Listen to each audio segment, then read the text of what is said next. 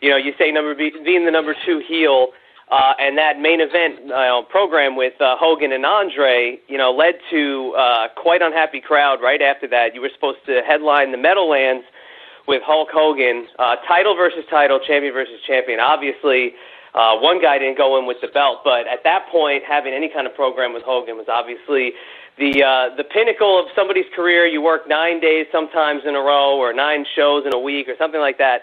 But with Hogan being the champ at the time, you being the Intercontinental champ, do you think that was the best duo to be carrying the company?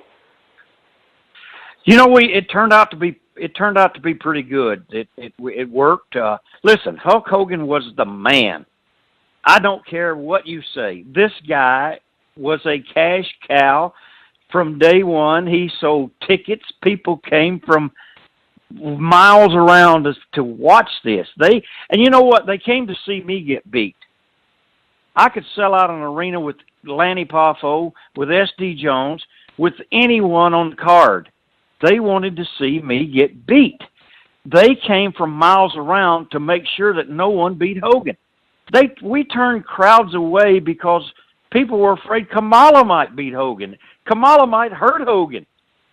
That's how big this thing was.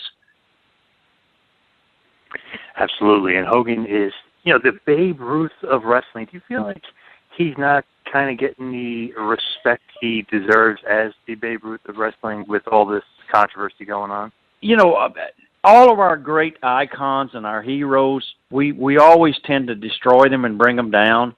Mike Tyson, a great boxing champion, which obviously, they're self-destructive in their own ways. You can't say that they're not. They all bring a lot of that stuff on themselves. And so us as the public and as fans, sometimes we're not too forgiving. But these people are, and they will be forever remembered.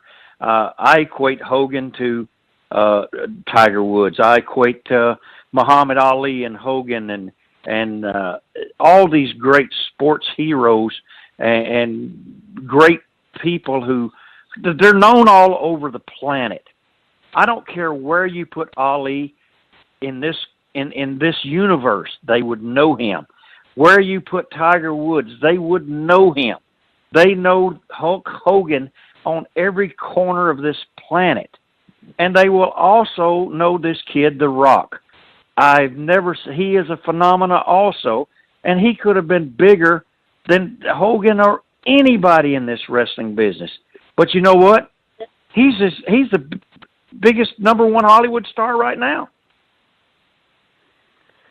He definitely is. He's becoming almost bigger than Hogan because of all the Hollywood accolades. But with Hogan, what kind of role did he play in you holding on to the IC title for 64 weeks? Because I heard the rumor that they were thinking of cutting it short a bit, and he was saying, Honky's such a great heel, he deserves an even longer run with the IC strap. Oh, I don't know that. I don't know that Hogan went to bat for, other than the fact that he might say something about when I walked by the day that they decided to put the belt on me. He just said, "What about this guy?" And Vince goes, "Well, maybe so." And then all of a sudden, the conversation took place. Whether Hogan was instrumental in a lot of things there, I don't know.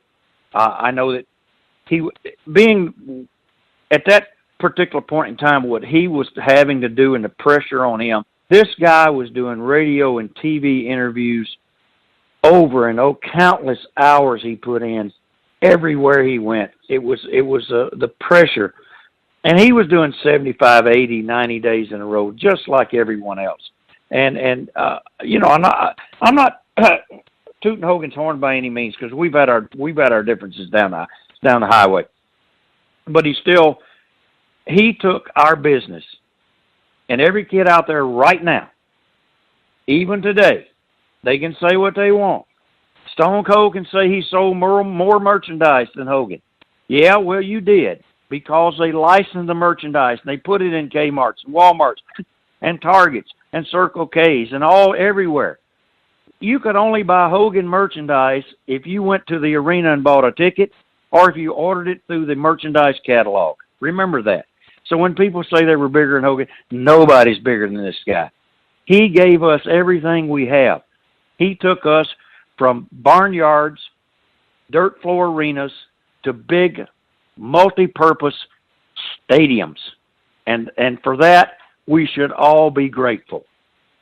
Now, Vince McMahon, he had a vision also, and he still does. And he is, I don't think there's a guy he's bigger than Barnum and Bailey because he's a better and a better promoter than anyone. I only wrestled Hogan a couple, 3 times. I would like to have wrestled him. I'd like to have, I was promised a run with him, and a run with Hogan was 5, 6, 7 months. If you ran that long with him, 4 months, and at $10,000 a show, 9 shows, that's $100,000 a week. I would have liked that. It didn't fall that way. I got the Intercontinental, and we just were never put together. I had really, really good matches. I had good matches with Steamboat in the matches that we had after he came back and did a few little things around the territory. I enjoyed working with Bruno when Bruno came in and was a substitute for Jake when Jake was on hiatus, and though that was I've really, really, really enjoyed it because I was a fan of Bruno's, and just as a kid growing up and saw his picture in the magazines, I was like a big mark for him, and I got to wrestle Harley Race a couple times there. That was Thank you for watching the Hannibal TV. Please like this video if you enjoyed it, and click